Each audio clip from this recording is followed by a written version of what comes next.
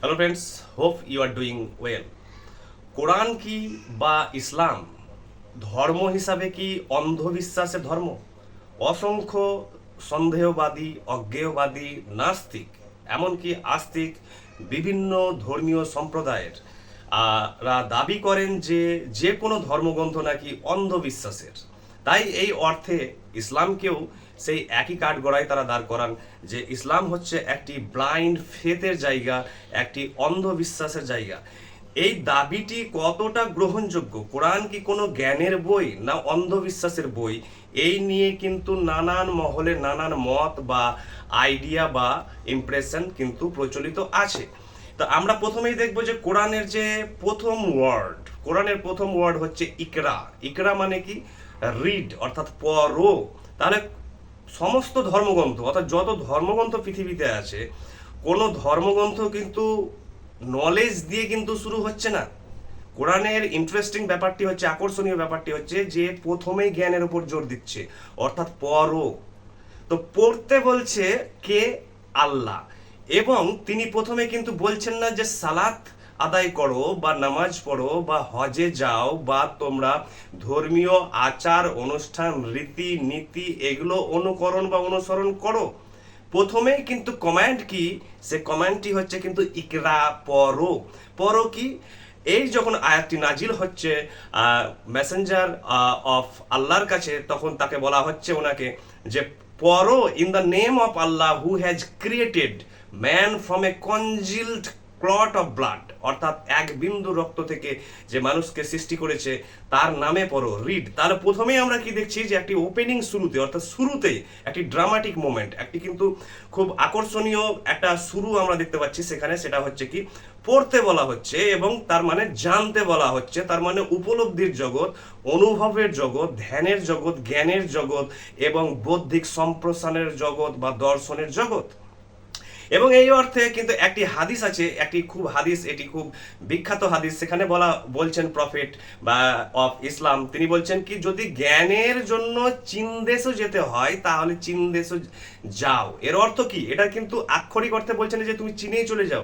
এটা কিন্তু একটি রূপকীয় অর্থে বলা হচ্ছে যে জ্ঞানের জন্য যদি তোমাকে যে কোনো ডিস্টেন্স ট্রাভেল করতে হয়, যে কোনো দূরবর্তী স্থানে যেতে হয়, যে কোনো কষ্ট করতে হয়, তাহলে তুমি অবশ্যই পিছপা হবে না। কারণ উনি জানেন ভালো করে, এবং আমরাও জানি, এবং দার্শনিক, রাইটার, সাহিত্যিক, বিজ্ঞানী থেকে যে কোনো আধুনিক শিক্ষায় শিক্ষিত মানুষ কিন্তু জানেন যে জ্ঞান ছাড়া জীবন কিন্তু অসম্পূর্ণ। যার যত জ্ঞান, উপলব্ধি, অন্তর্দৃষ্টি এই জগৎ সম্পর্কে, তার তত জীবন কিন্তু সহজ সরল হবে এবং তিনি কিন্তু খুব সফল এবং সন্তুষ্টির সাথে কিন্তু জীবন কাটাতে পারবেন। এখানে অনেকে আবার বলেছেন যে আল্লাহর স্বরূপ কি, অর্থাৎ আল্লাহকে ভগবান বা গড বলা যাবে না। এই পরিপ্রেক্ষিতে উনি কিছু উদাহরণ দিয়েছেন। আমি বলবো যে আল্লাহর যে 99টি নাম, সেক্ষেত্রে উনি বলেছেন যে এগুলো হচ্ছে আল্লাহর অ্যাট্রিবিউটস, অর্থাৎ গুণাবলী। ভালো করে জেনে রাখবেন, যে কোনো ধর্মগ্রন্থে একটি গড, অর্থাৎ যে চরম সত্তা, আমি বলছি যে অজড় চরম সত্তা, যাকে বলছি নন বিং বা নন ম্যাটেরিয়াল এসেন্স, বা ইম্যানুয়েল কান্টের ভাষায় হচ্ছে নাউমেনন, এবং জার্মান দার্শনিকের ভাষায় হচ্ছে সাবস্টেন্স ইকুয়াল টু গড। এই জগৎগুলো কিন্তু সম্পূর্ণ একাধিক নামে কিন্তু পরিচিত। তাই ঋগ্বেদে, অর্থাৎ হিন্দু ধর্মের যে একটি ধর্মগ্রন্থ আছে, এবং বাকি ধর্মগ্রন্থগুলো যতগুলো পরবর্তীকালে এসছে শাস্ত্র হিসাবে, সেগুলো হচ্ছে সব রেফারেন্স বই। যেমন কোরআনকে কেন্দ্র করে হাদিস এসছে, সিরা এসছে, তেমনই ঋগ্বেদই হচ্ছে একমাত্র হিন্দুদের বই যেখানে বলা হচ্ছে, দার্শনিক এবং ঋষিরা বলছেন যে সত্য এক, কিন্তু জ্ঞানীরা তাকে বহু নামে ডাকেন। এর কথার অর্থই হলো জিনিসটা রিয়ালিটি, অর্থাৎ বাস্তবতাটা কিন্তু ট্রুথ বা রিয়ালিটি একই জিনিস। আপনি নাম যাই দেন ওনার, এবং যে নামে আপনি ওনাকে ডাকুন। তো ইনি বলেছেন, এবং আরো কয়েকজন ফ্রেন্ডস আমাদের বলেছেন যে আল্লাহর স্বরূপ কি। এখানে আল্লাহ বলতে বোঝানো হয়েছে যে একটি আয়াত আছে কোরআনে, সেখানে বলা হয়েছে দেয়ার ইজ নাথিং লাইক আল্লাহ, অর্থাৎ আল্লাহর মতো কোনো কিছু নয় বা নেই, এবং আল্লাহর সাথে কোনো কিছু তুলনা করা যাবে না। কোন অর্থে বলা হয়েছে এখানে কিন্তু গভীর একটি সূক্ষ্ম জগৎ লুকিয়ে আছে, অর্থাৎ এই মহাবিশ্ব হচ্ছে টাইম এবং স্পেসের জগৎ, অর্থাৎ ম্যাটারের জগৎ, মলিকিউলের জগৎ, অ্যাটমের জগৎ, ইলেকট্রন প্রোটন নিউট্রনের জগৎ, কোয়ার্কের জগৎ, এনার্জির জগৎ, পশু পাখি জীব থেকে শুরু করে পদার্থ, ব্যাকটেরিয়া, ভাইরাস থেকে শুরু করে সমস্ত অতি সূক্ষ্ম থেকে বৃহৎ এবং মাইক্রো থেকে ম্যাক্রো জগৎ। এই জগৎ হচ্ছে আমাদের হচ্ছে যাকে বলা হয় ম্যাটেরিয়াল ইউনিভার্স, বা স্যার আইনস্টাইনের ভাষায় বলা হয় রিলেটিভ ইউনিভার্স। এই রিলেটিভ ইউনিভার্সের যা কিছু আমরা দেখছি তাই আমাদের কিন্তু আমরা পঞ্চ ইন্দ্রিয়ের মাধ্যমে কিন্তু এই ব্যক্ত দৃশ্যমান জগৎকে অনুভব করতে পারছি বা অভিজ্ঞতা পাচ্ছি। এখানে যা কিছু আছে তার সাথে আল্লাহকে তুলনা করা যাবে না, কারণ আমি বলেছিলাম যে আল্লাহ হচ্ছে এসেন্স বা নন বিং, অর্থাৎ একটি অজর সত্তা যার মতো আর দ্বিতীয় কিছু নেই, কারণ সমস্ত কিছু হচ্ছে সেই অজর সত্তার হচ্ছে প্রকাশ বা ব্যাপ্তি বা ম্যানিফেস্টেশন। তাহলে সত্তা এবং সত্তার প্রকাশ কিন্তু সম্পূর্ণ আলাদা, তাই কিন্তু তার সাথে কোনোভাবে তুলনা করা যাবে না। অর্থাৎ এই যে জগৎ আমরা যে দেখছি, একধারে দেখছি এসেন্স, অর্থাৎ বীজের মধ্যে যে অন্তর্নিহিত যে শক্তি বা ক্ষমতা লুকিয়ে আছে, সেই ক্ষমতা যখন নিজেকে ব্যক্ত করছে, প্রকাশ করছে নানান গাছ হিসাবে, নানান ফল মূল কাণ্ড পাতা শাখা পোশাখা হিসাবে, তখন কিন্তু সেই যে যতগুলো গাছপালার আমরা যে বাহ্যিক যে আমরা কার্যাবলী বা গঠন আকার আকৃতি দেখছি তার সাথে তুলনা করা যাবে না। এটি একটি কিন্তু খুবই গুরুত্বপূর্ণ একটি আয়াত, যে আল্লাহর সাথে তুলনা কেন করা যাবে না। কেউ ভাবলেন যে হয়তো তুলনা করা যাবে না, তো ওকে, কেন করা যাবে না এটাই দেখতে হবে। সেই জন্য কোরআনের একাধিক আয়াতে বলা হচ্ছেন, ওখানে বলছেন আল্লাহ, তোমরা কি দেখতে পাচ্ছ না, তোমরা কি বুঝতে পারছো না, তোমরা কি শুনতে পাচ্ছ না। দেখবেন যে এটি প্রায় কিন্তু রিপিট হচ্ছে, বিভিন্ন জায়গায় পুনরাবৃত্তি হচ্ছে। কেন? কারণ দেখতে বলছে, বলা হচ্ছে যে একে গভীর জগতে দেখো। তো গভীর জগতে কোরআন হচ্ছে অ্যাকচুয়ালি জ্ঞানের বই, এবং এই জ্ঞান ছাড়া কোরআনকে বোঝা কিন্তু সম্ভব নয়। এবং এই জ্ঞান কিভাবে বুঝবো যে কোরআন জ্ঞানের বই? অর্থাৎ যেমন ধরুন একটি উদাহরণ, যে কোরআনের যে আয়াত নাম দেওয়া হয়েছে কিনা, যে লাইনগুলো আছে তাকে আয়াত নাম দেওয়া হয়েছে কিনা। আয়াত নিয়ে এখন ধরুন সিমিয়েটিশিয়ান, অর্থাৎ যারা ভাষা তত্ত্ব, ভাষা নিয়ে লিঙ্গুইস্ট নিয়ে ফিলোলজিস্ট, ভাষা তত্ত্ববিদরা আজ গবেষণা করছেন, আধুনিক ওয়েস্টার্ন থেকে ইউরোপিয়ান থেকে শুরু করে নানান আমরা দেখছি যে সাহিত্য জগতে কিন্তু থিওরিটিশিয়ান, অর্থাৎ ভাষাতাত্ত্বিক তত্ত্ববিদদের কিন্তু গবেষণা আমরা দেখছি। ইনারা কি আলোচনা করছেন? ইনারা আলোচনা করছেন কিন্তু সাইন এবং সাইনের মূর্তমান প্রতীক, অর্থাৎ প্রতীক। সাইন মানে কি? চিহ্ন। চিহ্ন কি? রূপক। রূপক কি? মেটাফর। প্রতীক বা ইঙ্গিত, অর্থাৎ সেটা কিন্তু আক্ষরিক অর্থের জিনিস নয়, সেটা কিন্তু দ্বিতীয় একটি মানে বলছে। অর্থাৎ সাইন, সিগনিফায়ার অ্যান্ড দ্য সিগনিফাইড, যেটা আধুনিক ভাষাতত্ত্বের জগতে, অর্থাৎ মডার্ন যে লিঙ্গুইস্টিক্স আছে বা সেমিওটিক্স আছে, সেখানে কিন্তু আমরা কিন্তু যদি পড়াশোনা করি বা ভালোভাবে জানি, তাহলে দেখবো যে আজ আধুনিক জগতে আমরা এগুলো দেখে অবাক। কিন্তু কোরআনে কিন্তু এইসব জিনিস কিন্তু আলোচনা হয়ে গেছে। কখন বুঝবো? সেটি হচ্ছে যখনই এর নাম দেওয়া হলো আয়াত। কারণ আয়াত মানে হচ্ছে যে সেটা একটি জিনিস, সেটি হচ্ছে একটি সাইন।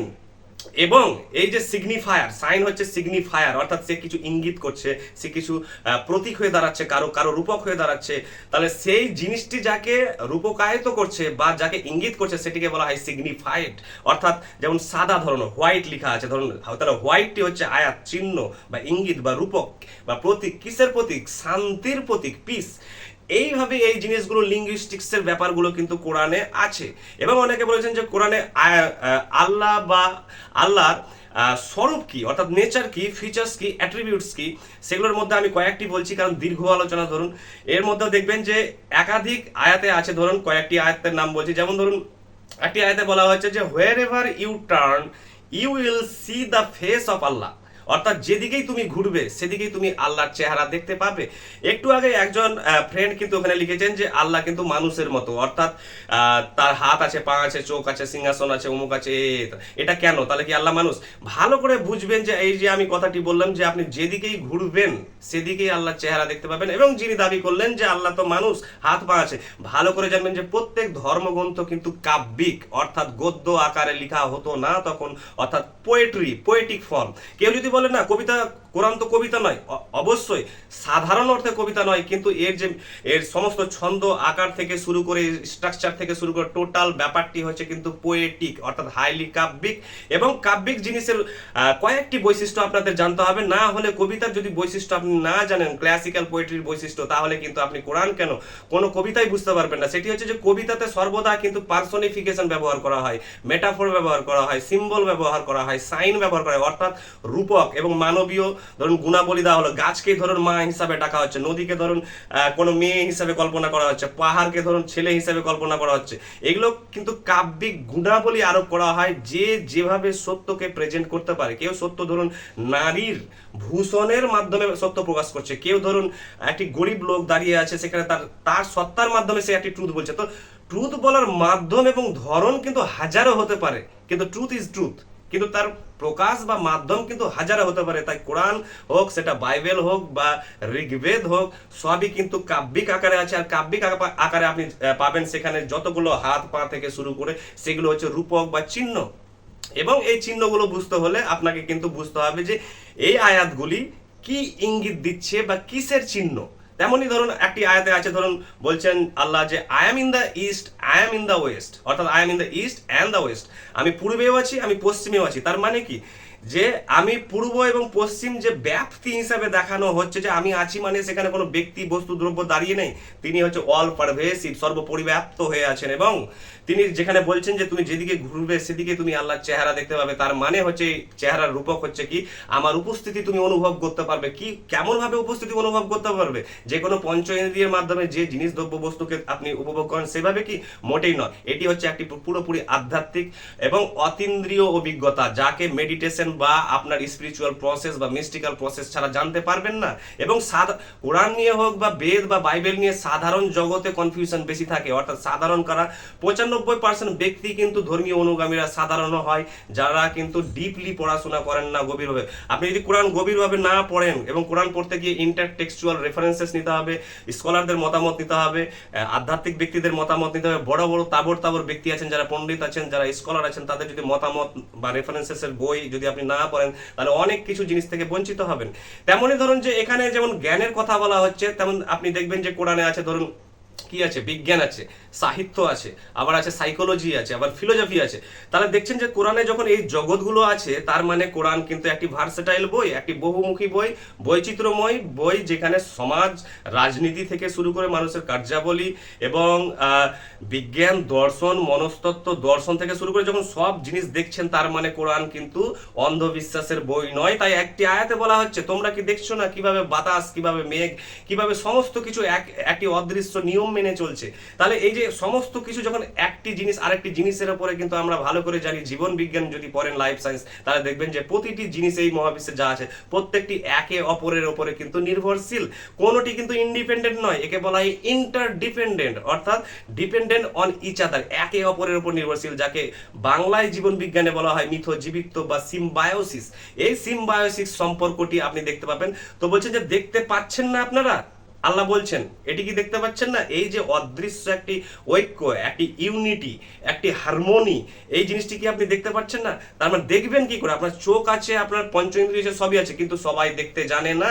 কারণ যারা দেখতে জানেন তারা বড় বড় সাহিত্যিক, তারা বড় বড় দার্শনিক, কেউ বড় বড় বিজ্ঞানী। কারণ দেখতে হলে কিন্তু আপনার নীরব মন লাগবে, ধ্যানী মন লাগবে, আপনার সমস্ত মনন থেকে, আত্মসমীক্ষা থেকে শুরু করে আপনাকে স্থির চিত্তের লোক হতে হবে, আপনাকে শান্ত, আপনাকে শুদ্ধ, সৎ, সত্যবাদী এবং জ্ঞানী লোক হতে হবে। তাহলে আপনি কিন্তু এই জিনিস, অদৃশ্য জিনিসগুলো দেখতে পাবেন, যেগুলো সাধারণ চোখে কিন্তু চোখে পড়ে না বা দৃষ্টিগোচর হয় না। এই জিনিসগুলোকে আপনাকে দেখতে বলছে, এবং কোরআনে তার জন্য বহু জায়গায় বলা হচ্ছে যে তোমরা কি বুঝতে পারছো না। আবার কোথাও বলা হচ্ছে যে তোমরা যারা এগুলো দেখতে পায় না বা যারা বিশ্বাস করে না, তারা কিন্তু ডেফ, ডাম এবং ব্লাইন্ড, তারা বধির, তারা বোবা এবং তারা অন্ধ। কেউ বলছেন যে ও আল্লাহ তো মানুষকে তাহলে বলছেন কি ডেফ, ডাম এবং ব্লাইন্ড, অন্ধ বলছেন, বধির বলছেন, অমুক বলছেন, আল্লাহ তো তাহলে নেগেটিভ সেন্সে বলছেন না। কোন অর্থে আপনি অন্ধ? অর্থাৎ আপনার চোখ আছে অথচ দেখতে পাচ্ছেন না, আপনি তাকিয়ে আছেন কিন্তু দেখতে পাচ্ছেন না। কেন? কারণ আপনার চোখে আপনার কিন্তু অন্তরের মন উপস্থিত নেই, যে জিনিসটি বাস্তবে দেখে। আপনি শুনতে পাচ্ছেন না, কেন শুনতে পাচ্ছেন না? আপনি বধির কেন, ডেফ কেন? কারণ আপনার কান আছে, খোলা আছে, অথচ আপনি শুনতে পাচ্ছেন না। কারণ কানের মধ্যে কিন্তু আপনার অন্তরের যে চেতনা বা অন্তরের যে মন, আমাদের প্রকৃত মন সেটি কিন্তু উপস্থিত নেই। আপনি কিন্তু বলতে জানেন না, কেন জানেন না? কারণ আপনার বলাতে সততা নেই, পবিত্রতা নেই, শুদ্ধতা নেই এবং সত্যতা নেই, জ্ঞান নেই, অন্তর্দৃষ্টি নেই, উপলব্ধি নেই, তার জন্য আপনি বলতে পারছেন না। তার জন্যই কিন্তু এটা কাব্যিক আকারে যেহেতু সমস্ত কিছু সেই সময়ে ছিল, তাই এগুলো পোয়েট্রির আকারে বলা হচ্ছে। তার জন্য এখানে কিন্তু সর্বনাম পদ ব্যবহার করা হচ্ছে, যে আমি, তুমি, আমি পাঠালাম বা আমরা পাঠালাম বা তুমি করো সেটা করো। তো দেখে মনে হচ্ছে আল্লাহ কোনো হয়তো বোধহয় ব্যক্তি, মানুষ বা কোনো বড় কিছু একটি ক্ষমতাশালী বা খুব পাওয়ারফুল, শক্তিশালী একটি জিনিস বা মানুষ হতে পারে না, মোটেই নয়। এটি সর্বনাম পদ ব্যবহার করা হয় প্রত্যেক ধর্মগ্রন্থেই। বলে না, আপনি যদি মহাকাব্য পড়েন, রামায়ণ, মহাভারত, ইলিয়াড, ওডিসি থেকে শুরু করে হোমার, মিল্টন থেকে শুরু করে আপনি যা কিছু পড়ুন, তা দেখতে পাবেন যে সমস্ত জায়গাতে কিন্তু ব্যবহার করা হচ্ছে সর্বনাম পদ। প্রকৃতিকে কিন্তু মেয়ে হিসেবে কল্পনা করা হচ্ছে, সমুদ্রকে ধরুন আরেকটি জিনিস হিসেবে কল্পনা করা হচ্ছে, এবং সেগুলোর মাধ্যমে পার্সনিফিকেশন বলা হয়, অর্থাৎ মানবীয় গুণাবলী আরোপ করা। অর্থাৎ তাই গডকে দেখে মনে হচ্ছে যে তিনি একজন ছেলে বা একজন মেয়ে বা তিনি একজন মানুষ, তিনি এই অঙ্গভঙ্গি ব্যবহার করছেন, মোটেই নয়। এগুলো সবই হচ্ছে রূপক, যেগুলোর রূপক বা ইঙ্গিত, যার কিন্তু ইঙ্গিত দিচ্ছে গভীর সূক্ষ্ম জগতে। ওই জগৎকে বোঝার একমাত্র উপায় হচ্ছে প্রচুর পড়াশোনা করতে হবে, জ্ঞান আরোহণ করতে হবে, মিস্টিক আধ্যাত্মিক ব্যক্তিদের কথা উপলব্ধি ভাবতে হবে আপনাকে নীরবে মননে। আর আপনাকে এই নিয়ে কিন্তু গভীর সূক্ষ্ম স্থিরভাবে আপনাকে কিন্তু চিন্তা করতে হবে, তাছাড়া কিন্তু এর সত্য বুঝতে পারবেন না। Thank you.